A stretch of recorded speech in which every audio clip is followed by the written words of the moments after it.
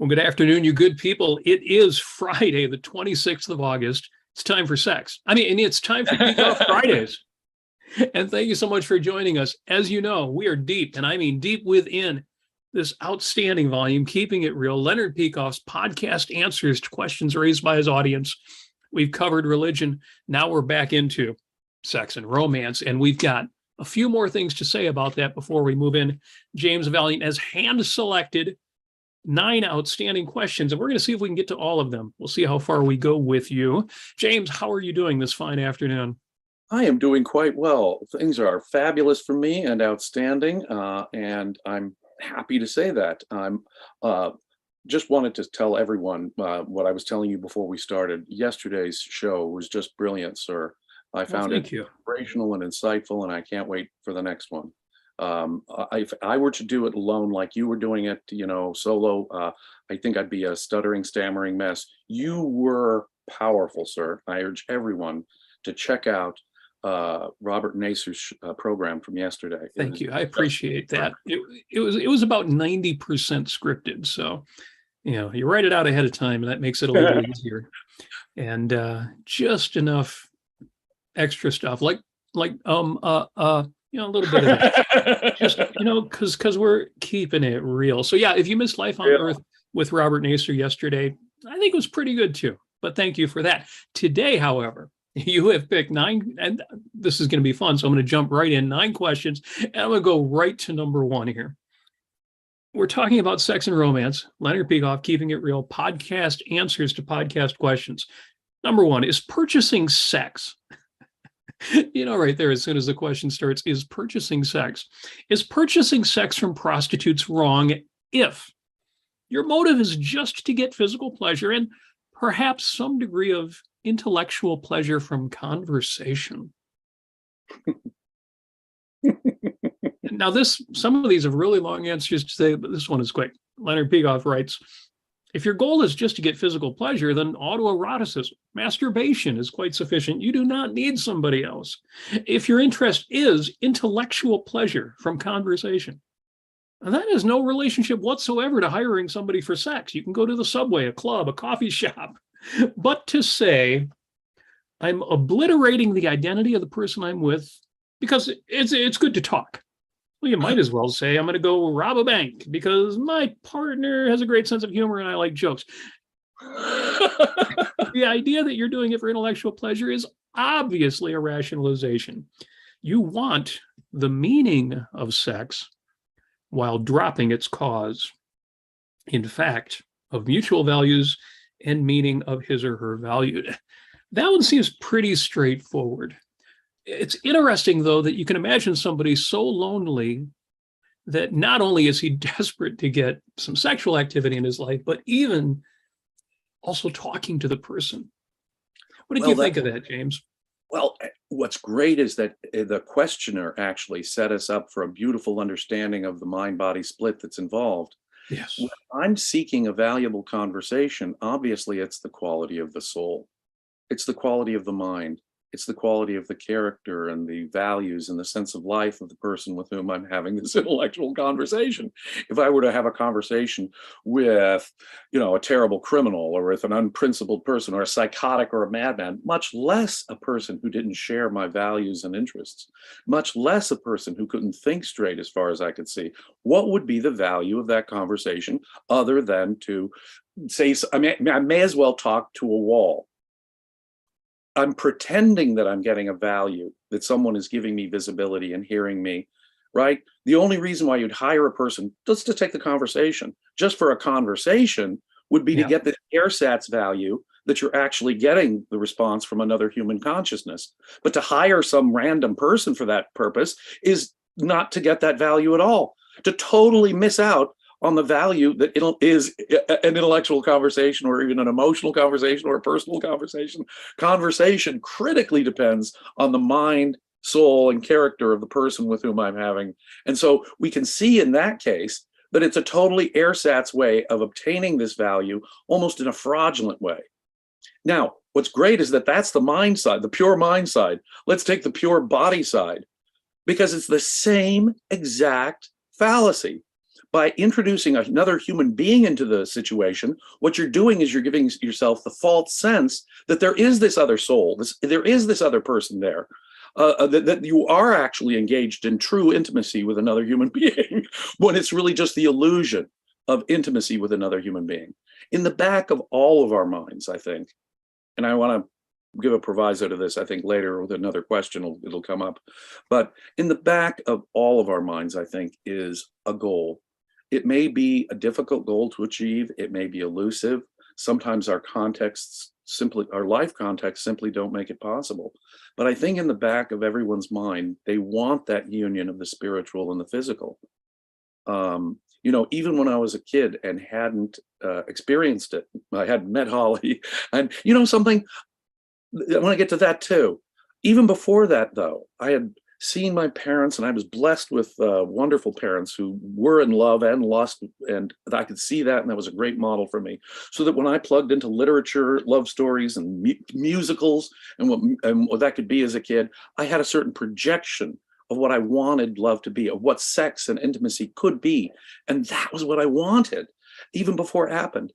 But I'll tell you, once I found it, once I met Holly and actually experienced it in my life, then from that moment forward, everything lesser seemed ersatz, fake, empty.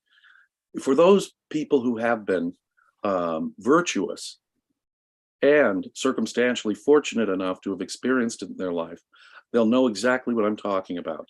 That relationship sex, that truly being seen by someone you respect and love, and that mutual intimacy that is both spiritual and physical is such a high value that once you've experienced it in your life, nothing else is really satisfying. And I may as well pleasure myself. I totally agree with Dr. Peikoff. I may as well have that conversation with a wall if it's not a consciousness. I may as well pleasure myself sexually if it's not a consciousness that is truly responding to me as a human being. Like I say, once you've known that integration of spirit and body, everything else is lesser, is a fake, is ersatz. You can see it clearly. Yeah, I guess that's all I'd say about that. Yeah, it was interesting to me too, because essentially you are prostituting conversation. We imagine, because movie plots have been done of this, the very sad case of a loner in high school who buys a friend. There was a film called My Bodyguard that was kind of like that, where this poor, sad, lonely kid actually pays money for somebody. Now imagine that as an adult, having established some self-esteem and some means, buying a friend. Oh. And that's what we're talking about. If you really are saying, not only am I looking for, again, what could be achieved by self-gratification, but also somebody to talk to. So let me jump to the second question, because this is actually going to come up in a later question again, and I want to get into it. But first, is it possible? I love this. I mentioned films. Think of Pretty Woman, one of my favorite movies of all time. But here's the question. Is it possible for a prostitute? I like that they edited that. If you've heard the audio version, the question was originally much more rude. Is it possible for a prostitute to develop and have a heart of gold, meaning a selfishly idealistic and loving spirit? So there you go. The idea of Pretty Woman, the prostitute with a heart of gold. Right. Well, it's a classic literary image, isn't it? The prostitute with a heart of gold. I mean, from Dostoevsky to Pretty Women. A Pretty Woman. It really is a literary trope. Yes. And Leonard Peikoff answers, and he answers, well, idealistic means someone devoted to values, and loving means the same thing. A prostitute, though, is a woman who says, well, to hell with your values, I want the money. How can you get a heart of gold out of a profession of brass? Is beyond me, and brass is putting it mildly. Now, if you're thinking of some, well, I totally get that, but he does take it a step further here, because think of the complex plots of Ayn Rand's novels. He says, if you're thinking of something like Kira in We the Living, where she slept with Andre for money because she was desperate, well, that is a different thing. You wouldn't call her a prostitute.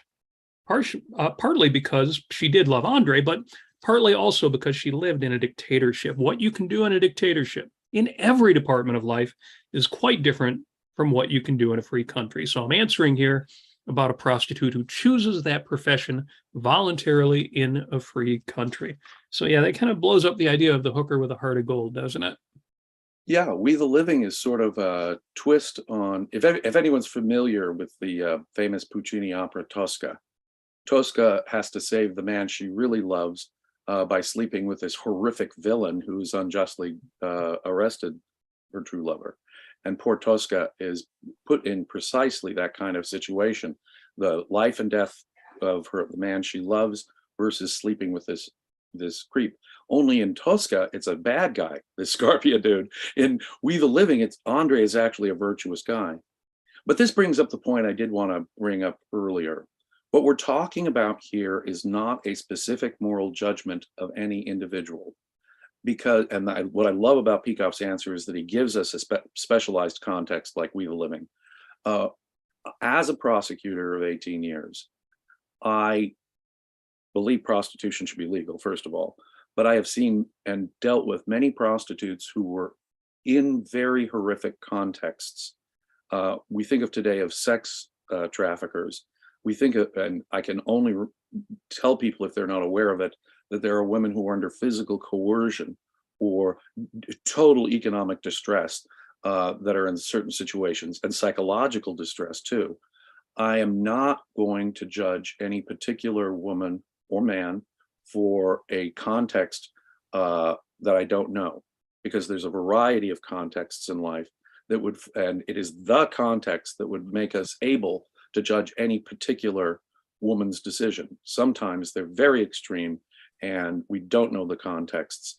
With John's, it's a little easier for me to make a judgment, although even there, we're going to get to a question later which discusses that a little bit. But even there, I don't want to come down hard on every single guy who's ever used the services of a prostitute. That would be unfair, and judging a context, again, I'm not aware of. But the question here is, can you develop a heart of gold? Can it be a psychologically healthy way of approaching physical intimacy? And there Peikoff nails it exactly correctly. It is, as I say, when you know what the potential for a romantic love can be, and you're actually going down a path that is not leading you there, then you're not being selfish. You're not doing yourself the ultimate service. You're depriving yourself of what the real value of intimacy can be. So can they be idealistic? Can they be joining spiritual values with that physical value? No, they're training themselves to be just exactly the opposite, to deaden themselves to whoever it might be, so long as he's got the cash. And that has to be the anti-habit. We want to get into the spiritual habit of just the opposite. I will not say that every time we have sex, we have to be certain or know that it's love, but surely our goal, once you realize what's possible there in romance, our goal every time has to be that. Otherwise, yes, we're not being fair to ourselves. We're cheating ourselves of one of the highest values in life. Right. Now, I could make this controversial by saying, like the situation with Kira, go back further in history when the role of women was more difficult. And I think the standout example of that is the film Dangerous Beauty. Very controversial film, but we'll have that discussion at some point. But I want to jump to number 3, because these were simple answers. Now we're actually going to delve into more than just sexual morality, but even issues of good taste and sex. And this will get complicated, so let's jump right in. What do you think of a woman who makes more money than her man, but still expects him to support her? Now that seems catty. That actually seems like we were trying to figure out what is très gauche here. But of course, Leonard Peikoff will have insightful things to say about that. He says, first of all, there's no principle according to which you could say it is the function of a man to financially support a woman, period, no matter what. Each person is supposed to be self-supporting. Now, you could well say, well, I'll support you because I think, for instance, you're brilliantly talented. You write, and I'll support you. The woman could just as well say that about the man, though, or they could decide that one of them is going to raise the children and the other will support them. But the amount of money you have is not relevant one way or the other. You can't say, well, I have more money, therefore I should support you, or vice versa. It doesn't relate to how much money you have. It relates to your understanding of the relationship. Now, love that, because it's a thread that's run throughout these, that a lot of these problems dissolve. They just go away if people are upfront and honest and open with each other. And you would think in a romantic relationship, and especially a marriage, there would be some of that. You'd think that would be the absolute essence. You know, during the course, let me just make a biographical point. During the course of Ayn Rand's own lifetime, she very much worked hard, and usually had, even in the beginning of her career, before she had a really big success with the Fountainhead and could make it her full-time career, just being a writer. She had various jobs. She was, for a year, she was the head of the costume wardrobe department at RKO Studios in the 30s. She'd had all kinds of odd jobs. You know, she would be a typist. She'd work at a cafe, and She was always supporting herself and writing in addition. But there were times in her life where Frank had the steady job, her husband, and basically did support her through times where she wanted to full-time write, get, you know, something done, We the Living finished or something, or see through the production of her Broadway hit Night of January 16th. And so in those early moments when she needed support, there was her husband to support her. And then, of course, later in life, when she became an internationally famous novelist, she had this much bigger earning capacity than her husband. And she had no problem helping subsidize him when he wanted to go into art to a certain extent. But then again, he always kept jobs too, every time he could, and regular, ordinary jobs if necessary, even though he had a rich and famous woman. So I think two things are vital here to understand. One is that in a relationship, independence and self-sufficiency is itself a goal, even if it can't always practically happen. You said something wonderful the other day, you and Amy, in one of your shows. You said that money is a spiritual value, and we can't forget that money is a spiritual value. And I want to modify something I said last time. Money is not although all human relationships should be a trade, according to objectivism, of value for value. And if they aren't, there's some kind of exploitation going on. But when it comes to human relationships, money is not the appropriate coin, I said. Right. I want to add a little asterisk, not because it's not a spiritual value.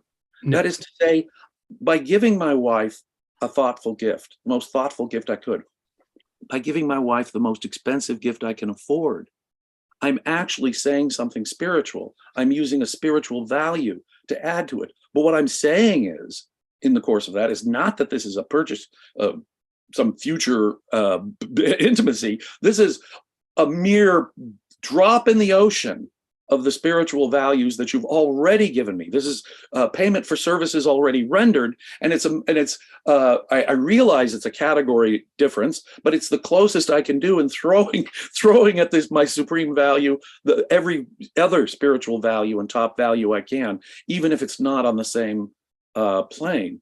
But the truth of the matter is that money is not the correct and ultimate thing that we're exchanging in a human relationship at all. It's visibility, it's admiration for virtue, it's visibility for our own virtue, and it is the emotional experience of that. It is a spiritual value of sharing values. It is not a matter of a financial transaction. If it really ultimately is, then you are blind to what the actual value of human intimacy can be. Yes. Yeah, we don't pay our partners for anything in dollars and cents. We pay them in the virtues that, yes, also led to productivity and accumulation of wealth. But you're right, that it's what they call a category error to think that, well, there must be a way to get everything down to dollars and cents. And that's not to criticize money in any way, to say, well, no, this is not something that you can turn into dollar bills. It's going to sound corny and it's going to sound self-indulgent, but I just want to say to Holly, if I ever became as rich as Bill Gates or Elon Musk, giving her every one of those billions would still be insufficient payment for what she's given me. Yes, there is an expression folks may have heard before, priceless. Priceless. And that's not in any way a derogation or a cutting down of the idea of money. No, money is not amazing. at all. What money makes possible is amazing, but some things. Exactly. No, money is of huge value. And boy, does it get trashed by the mystics and intrinsicists and Christians too, and the socialists out there too. But just as much, they trash the joy of sex. But neither of them, if they are to be understood as the values they are in life, can be disconnected from our spiritual values or from the realm of morality. To do that is to cut ourselves in two, is to be the material an opponent of the spiritual, or the spiritual an opponent of the physical. And that is the formula for unhappiness. Yes. So let me jump to number 4 here, because we're going to continue this theme. Yeah. And this is the flip side of the previous question. Am I behaving rationally by remaining married to a woman I no longer love in order to keep my physical home? That's a question that almost answers itself, but as expected, Dr. Peikoff says, I'd say if you no longer love her, then your home is irrelevant. You should leave. There is no rational choice in regard to a hierarchy in which love and habitation are equal to each other. And he goes on, but I think this is another case of a category error. Again, I hate to use an analogy from my own life, but I lived in a rundown slum section of Brooklyn in a beat up 100-year-old apartment. I would rather live the rest of my life in such an apartment than be trapped in a loveless marriage. Mm-hmm. For God's sakes, the two are just, the one blows out the other. I would rather live in that slovenly apartment for the rest of my life with someone that I truly loved and respected and had this love kind of sex with than I would, talk about a category error.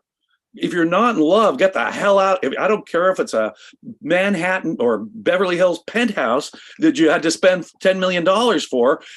Being in a loveless, unhappy relationship is far worse than the most pleasant digs I can imagine. Yeah, I mean, and worse for you, worse for her. And because some people will ask, Dr. Peikoff addresses the next worse, which is, well, what if there's kids? He says, even if there are children, it's better to get a divorce if you're not in love. I think it's better for the children because, well, they sense what's going on. No matter what act anybody puts on, they know that it's not true love. It's a horrible model for them to live with. Now, having been a product of a broken family and having created a somewhat broken family, I'm familiar with that. And that idea of, well, you should stay with somebody until the kids are grown up. I get all of that. And it's not easy, but I absolutely agree with Dr. Peikoff. And I think I acted accordingly. My wife had a great comment when her parents got divorced. Thank you, because you may have saved my view of marriage. Yes. If you two had stayed together, you might have devastated my view of what marriage is. But by breaking apart, you're actually saving and preserving the idea of an honest, authentic, loving, respecting relationship. And as I say, in my own experience, I hate to bring it to my own experience, seeing my own parents as a child, they were both in love and in lust. And seeing that throughout my own childhood actually provided me a good model for what it should be. This unification of the highest admiration plus the desire to not be able to keep your hands off each other. That is a good model to see. That is a good thing to hear about. Some of us had to learn that more from books and movies and other examples of, so I'm glad you got that right at home. And that leads us right to question 5, which I want to do, and then we'll take a moment here. But question number 5, what are my responsibilities to my spouse?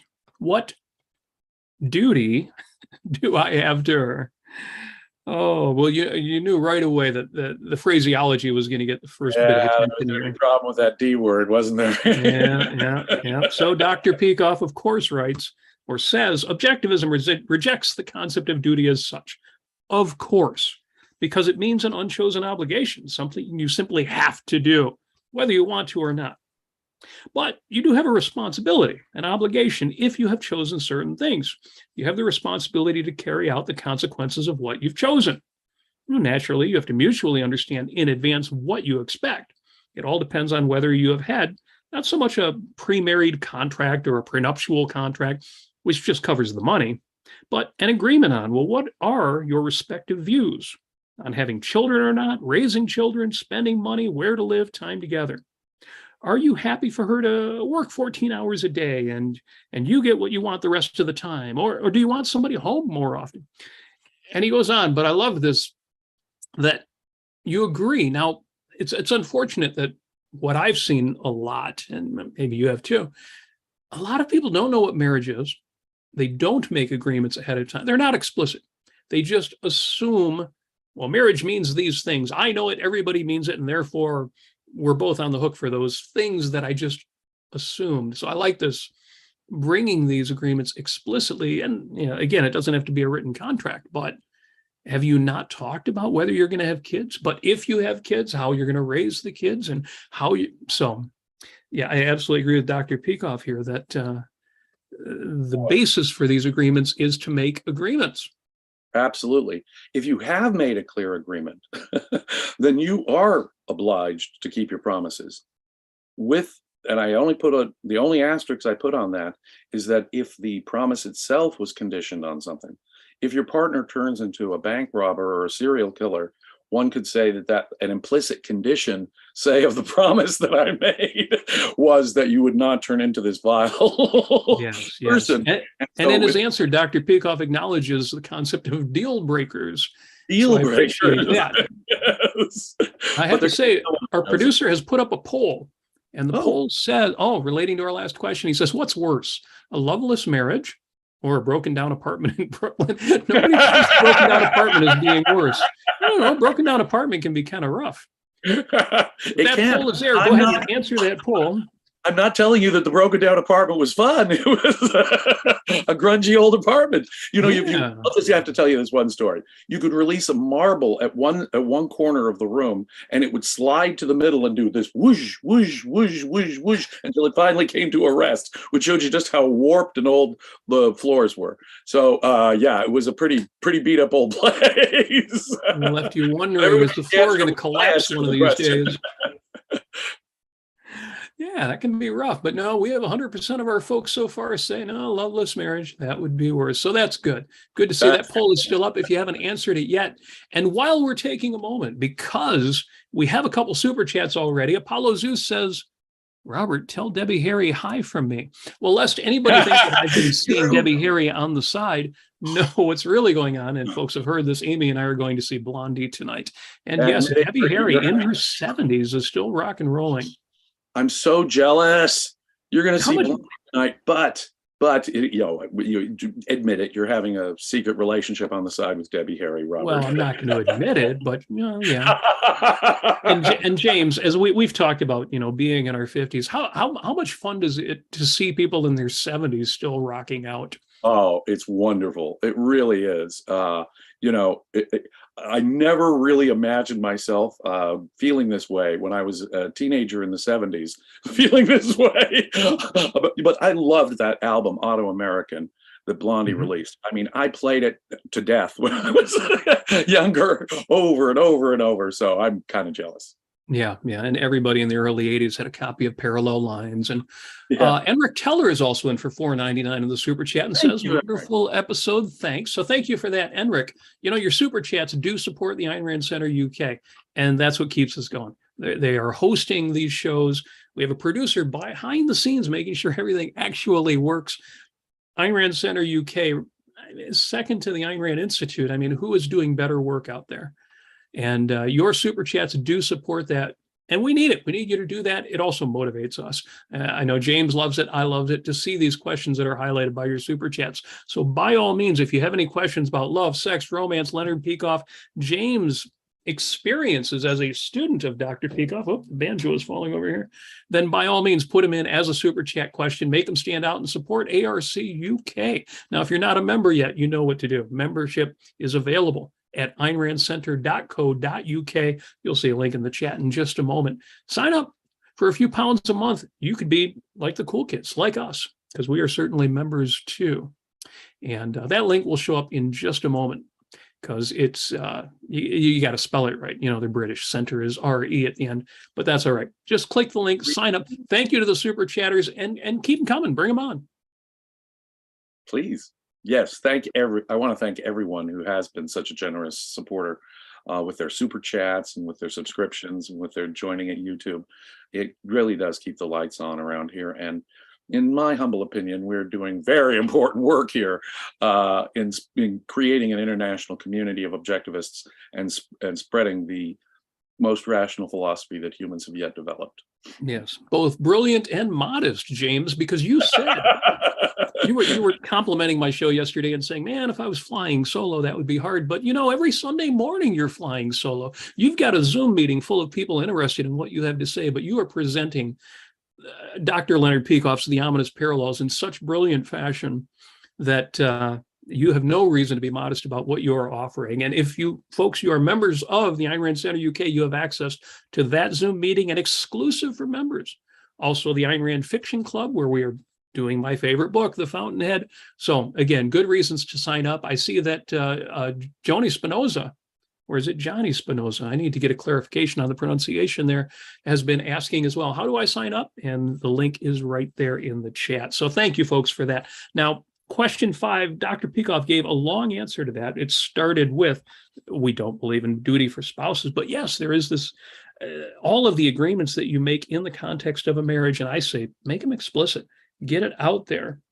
You know, Leonard Peikoff says, these things and many more have to be discussed with your potential spouse. You know, not every detail of your future, like we go to 3 comedies at the movies in June and 2 tragedies in July.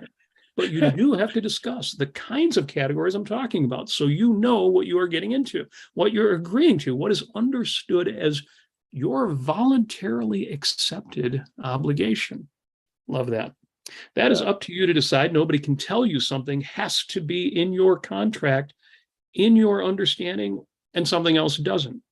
Right. Now that's a great point too. And you know, again, close quote, but we've all seen different kinds of marriages that are valid and within a spectrum of how much time people spend together. Some people are extremely independent and just come back together for romance. Others do everything together. And the important thing, again, is that agreement of knowing in advance, look, this is what I want of you and from you and what I want to give you. Absolutely. You have to talk these things through, and you have to put your lifestyle at what's one of the smartest things I did in developing my relationship with Holly was that I put all my perceived issues up front just as quickly as I could, things that I thought people might have a problem with, even if they were objectivists. This is just me, my foibles, my quirks, me. And I put that right in the front window. And it works out when you do that. You don't want to hide any bit of yourself. I don't want children, or if we do have children, I need them to, I have a definite philosophy that I want them to be raised in. And you should have thought it through if you want children, at least to some extent. I don't want a husband who is only there on Sundays because he's working 20 hours a day, 6 days a week. Those kind of issues have to be worked out. It's like career. It's not only the choice of career, and in romance, the choice of partner, but how you approach it.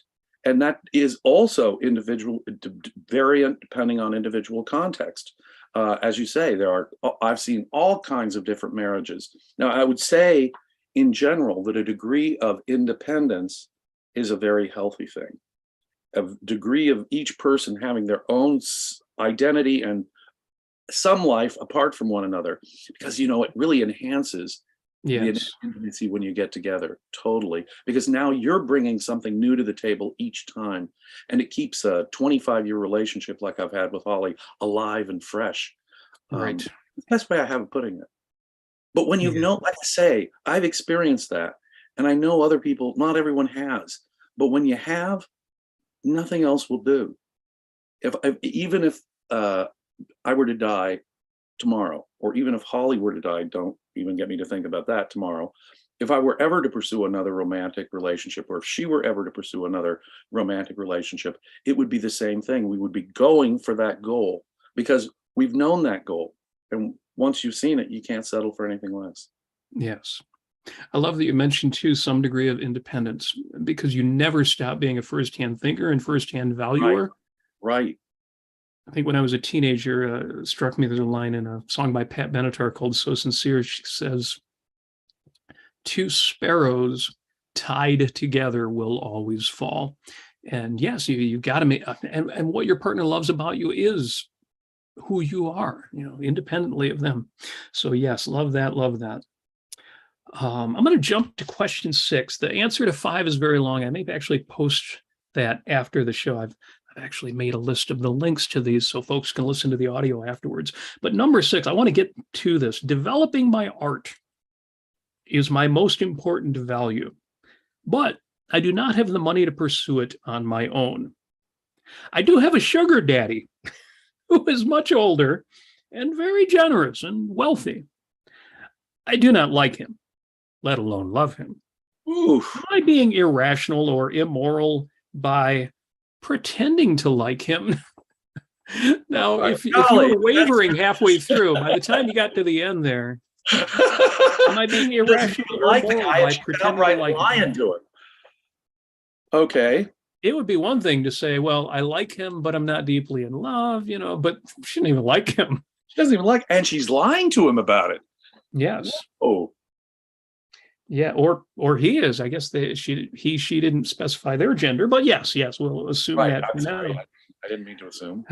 So this one seemed pretty straightforward, and let's see if Leonard Peikoff agrees. He says, yes, I would say you're being irrational and immoral.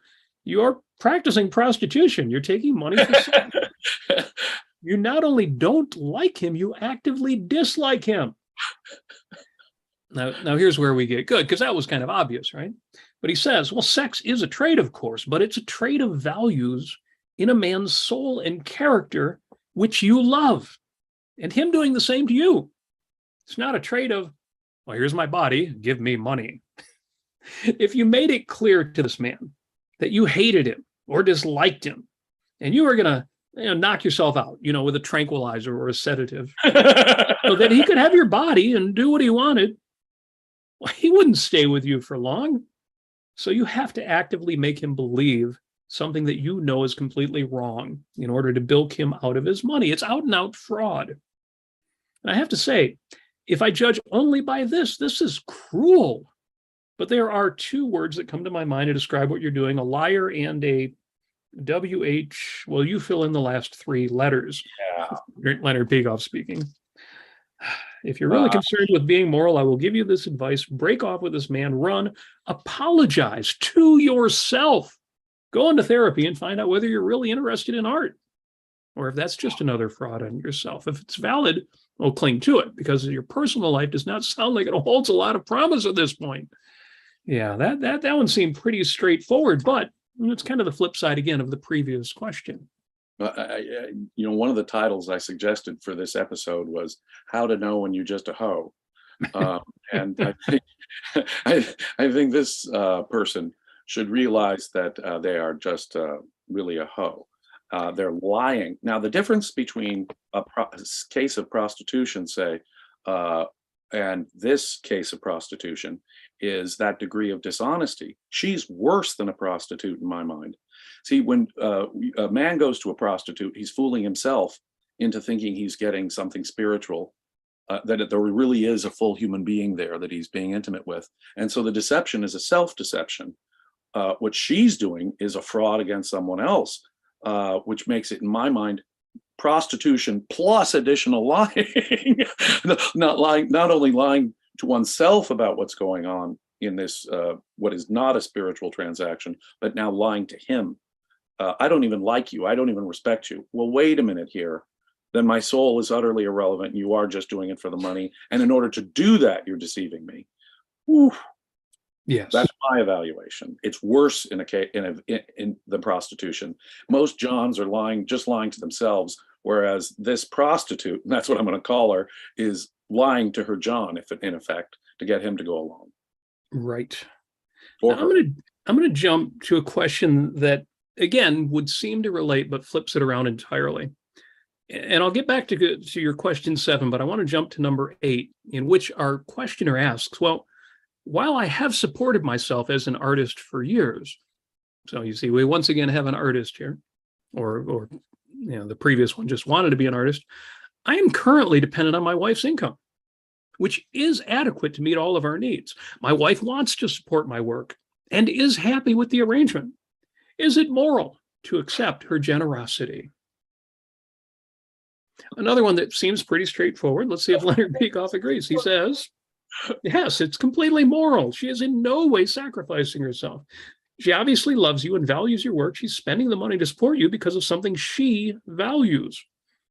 Even for a friend, if you support them, if you can afford it and they're a good friend, it is certainly moral for the friend to accept it. All the more so when you're married. You are, in a certain way, united. You are one, and your commitment to each other and your desire to see the value in the other person advanced are even strong. Now, I love that answer because I've talked many times about marriage on my shows, both our Sunday show and our Thursday show, Life on Earth.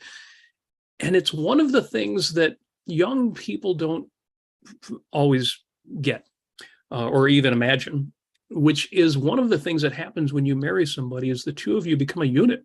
You become a team. You become partners. The unit perspective applies. And, when you mess with her, you're messing with me.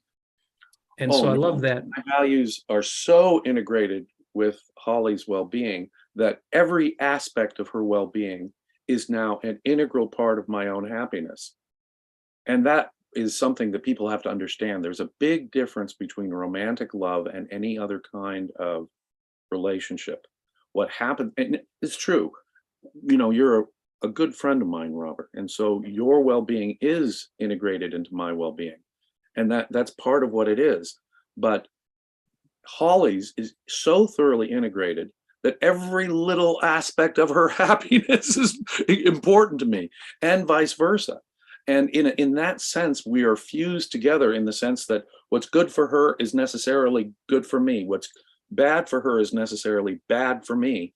And so while we do have our own independent lives and we do things on our own and have independent friends, we still never lose sight of the fact that we are joined at the metaphysical hip because we have so thoroughly integrated the other's interests into our own values. That's the best way I have of explaining it. Yeah. When I was younger, it was Robert Heinlein who first hit me with his line, love is that condition in which the happiness of another person is essential to your own. What a beautiful definition of love that is. Yeah. And that was a formative line for me when I realized that, and other people have said it before, if mama ain't happy, nobody's happy. Well, that's flipped it around a bit, but it's true that if Amy is unhappy, I can't be happy. That's true. When Holly's unhappy, I can't really be fully happy. Yeah, it's the old R&B song. If something is wrong with my baby, then something is wrong with me. And there ain't no sunshine when she's gone. Yes, that too. So now I'm going to jump back to question 7. And this one, we always have a question where I'm like, I don't know if I agree with Dr. Peikoff. Well, see what you think here. Is it objectively in poor taste to ask a woman her age or a man the amount of money he makes? Now, if you go back to the audio afterward, you'll hear Peikoff.com. The question was originally asked in an objectivist society, and it's always interesting to me when folks ask a question that way. I can see why it was edited for the book, but I love this idea of, in an objectivist society, how would everybody act? So, is it objectively in poor taste? And Leonard Peikoff answers, yes, I think it is. If you have a long-term relationship with someone, I don't think there's anything wrong with asking their age. Age in any event is pretty visible. You can tell one decade from another almost all the time. So it's not such a private thing. But if a woman doesn't want to be asked and you ask, she has a right to say it's none of your business. Money, I think, is in a different category. That is much more personal and private. And nobody has the right to ask the amount of money you are making. I don't think there's an exception to that. Not even a person with whom you're intimate, because that's a different category. That is you qua businessman, qua earner. Unless you decide to have joint accounts, you are entitled to privacy with regard to your income. I don't need to know the income of the person I'm married to. Okay, unquote. I'm curious, James, what do you think of that one? I actually totally agree. Okay. I do this every time don't I? I give personal examples. My wife's father passed away earlier this year, and she inherited some money. In my view, that's hers. I don't need to know how much it is, what it is. I don't. How she uses it is up to her. I'm not connected in this way. Now, she is already doing nice things for me with it, but that's her choice with her value. It's none of my friggin' business what she does with her money. Now, if we have a plan together, I will nuance the answer a little bit. If we have an economic plan together, we buy a home, we get a mortgage. This is how we're going to pay the mortgage. This is how we're going to, plan out the next 20 years of our life. Then, yeah, to the extent that she is involved in that plan, there's a certain mutual disclosure that's sort of required by both of us when it comes to the relevant conditions of that economic plan we have together. But if it isn't a chosen economic plan you have together, if, for example, you're just dating someone or living with someone, I tend to agree with Dr. Peikoff. I'm not so private a person that I wouldn't share that with my friends. I'm a trusting, open person. I tell my friends how much I earn. It's not like I'm doing anything illegal or anything particularly, I'm engaged in some, Wall Street buyout that I need to keep hush hush because of insider trading rules or something. Right. I regard most of my life as an open book to those who are close enough to me. I don't just go out and share it with people, but if it's of interest to a close friend, I'll share it. I don't have any reason to hide it. And in the same way with my wife, I share just about everything. I'd like to be open as I can be with her, but there is no particular duty or obligation in a romantic relationship to share or disclose one's private. Again, it's a category error. It's a category error, I think. But insofar as he answered the earlier question, look, in one sense, you're one. And we were just saying before, yeah, you are in a certain way joined at a hip, and you are obliged to carry through the promises you've made. And if some of those promises involve economic plans together, and most marriages do, then insofar as it's relevant to that, we need to be honest and in fact be open in our disclosures. More than this, if we care about someone, we're going to want to share the important aspects of our life with that person. If we trust a person, we'll be able to. And that's a value too. Sometimes I need advice on things. Holly inherits some money from her father. I don't care to know all the details, or even she decides what to do with it, but she'll just ask me advice about something. Well, what do you think about real estate in the next? I just want your advice on real estate. Okay, I'll give you my advice on real estate in the next few years. And that's the kind of thing that I think is positive, helpful, a sharing of values. But again, this one goes back to the independence idea. We're talking about two independent human beings with their own lives and their own responsibility to themselves to support their own life. Well, that's interesting. I'll have to think about that one some more. And as I said earlier, I know there is a range of you bring not just how connected, but where people are connected. But you bring up a really good point. It reminds me of a very important line that we had said in one of these earlier sex episodes. Philosophy has nothing to say about questions, the answers to which involve the study of sex, in which the study of sex is necessary. That's physiology, psychology, and now I will even say economics. Philosophy can tell you universal things like be honest, be independent, be rational, be productive, don't violate anyone's rights. But outside of universally pliable principles of that nature, philosophy can't really answer questions where there's a particular context of knowledge, additional knowledge from some field that's necessary, whether it's physiology, psychology, or economics. Yes. Well, I can tell you our audience is a little mixed on this because our producer did hit us with another poll, and the question was, is it objectively in poor taste to ask a woman her age? 71% said yes, but 28% said no. So we got a couple of people out there who are going to get themselves a poke in the eye or something there. Well, you know, generally speaking, what Peikoff said there it has a point. I mean, when Jack Benny, the famous old comedian, was 39, well into his 60s and 70s, everyone was just laughing. It became an ongoing joke from a comedian. Oh, I'm 39, I'm 39, I'm 39. Well, he looks to be about 70, but okay, he's still 39, right? In big terms, it's usually, and what's relevant about age, their health, their vitality, that is apparent. And in most cases, I don't need to know unless, you know, I'm maybe a doctor or something and I need to really know your age. I mean, I just don't even see the relevance. Now, if I'm going to get married to someone, of course, yeah, I would need to know your age and so forth. But unless there's a reason for it, unless it's relevant, you know, why ask a lady her age? And certainly, why ask anyone their income? Well, I mean, I think it's generally still going to have to think about that one. Now, I can tell you maybe part of this grows out of when I was growing up, money was kind of mysterious. I know it was a bit of an issue in the house. And I never had any idea what kind of money my parents made. And it seemed like there was shame in even wondering, much less asking money questions. And it made money sound, again, I don't know if shame is the right word, but just there was something bad about it if there was something bad about talking about it. So I can tell you that in my household, my daughter, for example, knew everything about money that she was curious about. She certainly knew how much money I made. And I've never hidden that information. You just always wanted to be open about it.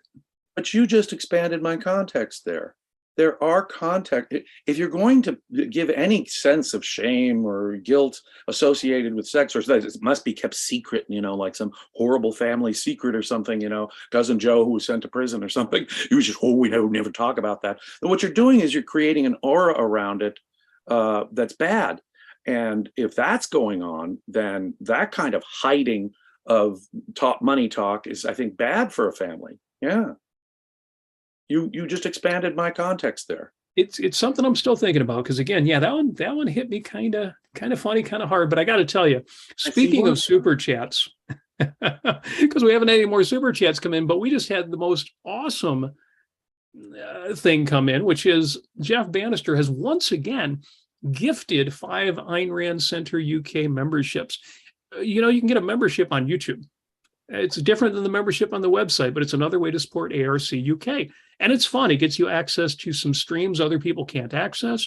You can actually watch some of the special events like the Fiction Club. You can watch it on YouTube, even if you're not on the Zoom. Very cool. Well, Jeff Bannister just gifted 5 Ayn Rand Center UK memberships on YouTube. Jeff, thank you so much. Yeah. Jeff supports ARC UK on a regular basis, and he's just awesome that way. He is one of the pillars of support for Ayn Rand Center UK. Thank you, Jeff, so much. And I want to tell folks out there, that means that there are 5 available subscriptions out there. You do not want to wait around. You don't want to sit around on this one, sit on your hands here. You want to jump on that because there are opportunities for 5 of y'all to get subscriptions and all of this extra stuff that we do here at Ayn Rand Center UK. Jump on it. And it's just downright fun, too. I mean, there's icons that other people don't have access to.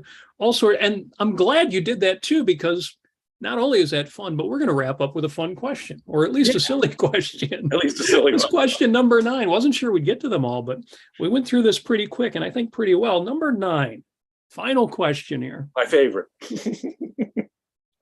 Say that in the future, and it's funny because I don't think you have to go to the future at this point. Say that in the future, humans invent sex bots, robots that you can sleep with and marry. What would be the rational view of that? Now, James, you mentioned, sex toys. Heinlein had a line about that. That sex should at least be friendly. Otherwise, stick to mechanical devices. It's more solitary. Exactly. Leonard Peikoff kind of laughed when he answered this. He says, well, that's an original question. I've never heard that in 60 years. And he says, well, since this is a fantasy, well, I would want to see first of all what this sex bot can do in the realm of sex. If it's really a genius, it's hard to imagine, but if it has 4 hands, 2 mouths, multiple orifices, pre-programmed dirty love talk, and so on. Well, then I don't think anybody would marry it. Certainly I wouldn't, but it might make a lot of money in sales. But you'd have to close your eyes because of the differences from the human body. Now, here, though, is the real answer to the question. If there was this sex bot and you slept with it, well, that would simply be high-tech masturbation. It would be like a woman saying she wants to marry a vibrator with a PhD. Even when he gets the serious part of the answer, it's still funny. The real pleasure in sex is the fact that the other person is conscious, knows you, is independent, sees what you are, wants to be with you, and you feel the same toward her. And then you can say it's a wonderful relationship. Now, you might say you meant a robot that looks and behaves exactly like a human being. Well, if it's exactly like a human, then who needs it? We already have millions of human beings. If you invent another one, that doesn't matter. Right. That's brilliant. Well, it really is just high-tech masturbation, isn't it? It's really just a sophisticated vibrator that we're talking about, isn't it? And, you know, his phrase, a vibrator with a PhD, is the one I want to zero in on here. It's not just that we're looking for, obviously, education in someone, but let's take PhD to represent all the other spiritual values, sense of life, moral character, you know, all the things you're looking for, someone who has a good sense of humor. Let's talk about all the spiritual values that another human can be. And let's make PhD represent the spiritual values. Vibrator represent the purely physical values. The thing about it is the connecting the dots. Okay, there's physical pleasure over here. There's spiritual values over here. And what you're doing by this, just like prostitution, is an attempt to give yourself the illusion that you connected spirit and body. Well, why wouldn't the vibrator be sufficient? You need the whole bot to give you the idea that, oh, no, there's something more. There's this mental thing I'm also getting. And it feels like being with a person. Being with a person, which is really just an illusion. Right. The illusion of the promiscuous man that Francisco talks about in Atlas Shrugged. It's that same thing. Once you realize the mind-body connection, that intimacy at its best, at its potential can be, nothing, as I could be returned to my original statement. Once you've known that, take it from me, people. Nothing else satisfies. Yeah. Nothing. Everything else will feel ersatz, fake, like you're cheating yourself thereafter. I promise. Right. And I'm sure somebody out there is thinking, well, but as long as I know it and it's just pretend, is it irrational? And, you know, Christopher Smith, the musician in our chat, says, but it will make you feel more alienated because so close, but so far. That's sad. If anything, it's more frustrating. Yes. It's like the closer you get to this pretend, the more the pretense becomes obvious. It just drives it home like a hammer, like a chisel. Yeah. Exactly. So incidentally, just real quick here, because Daniel Krause has followed up with 5 more gift Ayn Rand Center UK membership. So this is the time to snatch one of those up and have a little bit of fun with that YouTube membership. Yeah. 5 more people, jump on it. This is the time to ask to become a subscriber. Yes. We really do, in my view, do important work here. And if you agree, do jump on these subscriptions and consider yourself becoming a paid subscriber. Subscriptions start at a reasonable low monthly rate, and you do get all kinds. I mean, just think about discussions of the Fountainhead that involve sometimes Professor Milgram or Lisa Van Dam, who have taught the book repeatedly. It's a priceless value, and you're getting it for what, a Starbucks a month? Come on. Yes. So, Jamie, thank you for an outstanding discussion. It's been fun having sex with you and all these good people out there. Thank you for listening. It was so good for me, I need a cigarette. Yes. We've talked about Ayn Rand and her personal values. We've talked about religion and how that plays out in a mystical society. And now we've talked a lot about love, sex, and romance. And next week, we will move on to other compelling questions on other topics. Thank you so much to everybody who has come along on this ride for us.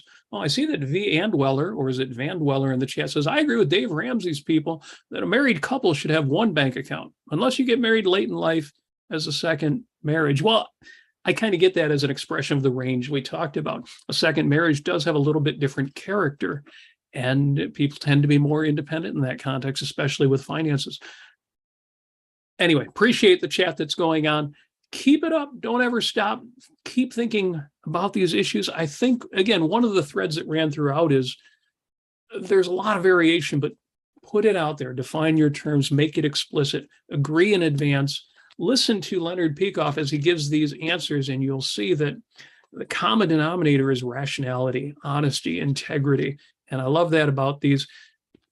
James, thank you so much. Everybody in the chat, thank you so much for that. We will be back next Friday, Peikoff Fridays, with more from Keeping It Real, bringing ideas down to earth. I gotta remember where my camera is there.